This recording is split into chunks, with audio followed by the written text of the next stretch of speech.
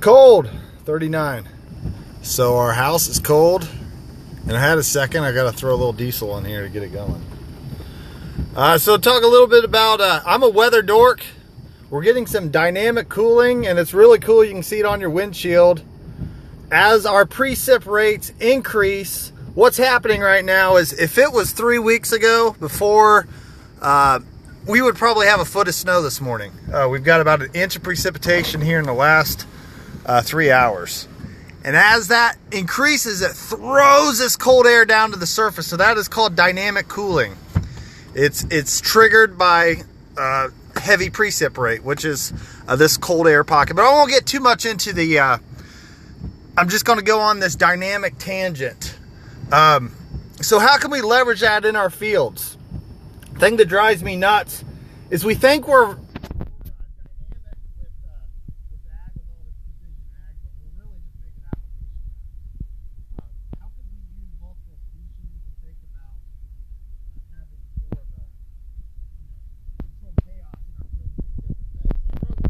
on my pin here, a couple things that I would be considered dynamic.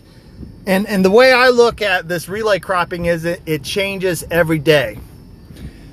So one stat I really go after, Sean Castile, kind of the soybean guru, told me last year when we were walking out in our relay field, soybeans will produce 3 more bushels per acre per day that you can get them to bloom earlier. Now, of course, you can plant a group 1 bean, that wouldn't be true.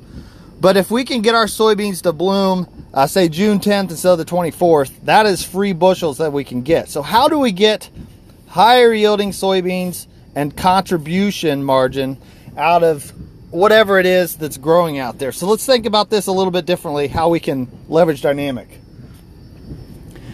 So if I'm only planting 2 out of 3 rows of soybeans in the skip row, then I can use the same row schematic or row population and times that by 0.666. If I'm only planting, say, 30% of the surface area of wheat, cut that rate. So you basically can plant 2 crops for less seeding costs than 1 crop, thinking with this flex.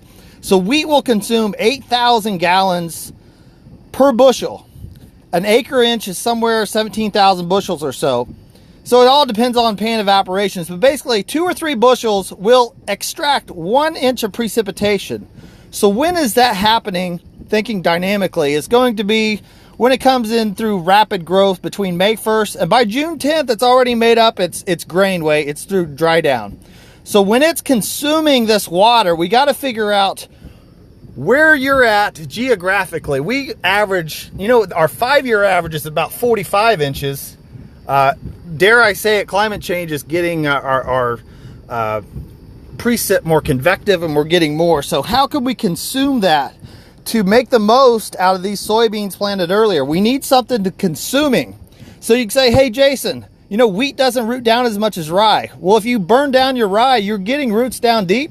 But if you let a cereal grow until its death, it is living with that thing and consuming and helping that out. So if we're going through this time period every day, May 1st through June 2nd, and I have these infiltration trips, and I'm more equilibrating, I'm more of a better soil moisture dynamic throughout that time period, then those soybeans that are planted earlier are going to keep more root hairs. They're going to nodulate better. They're going to be a lot healthier plant.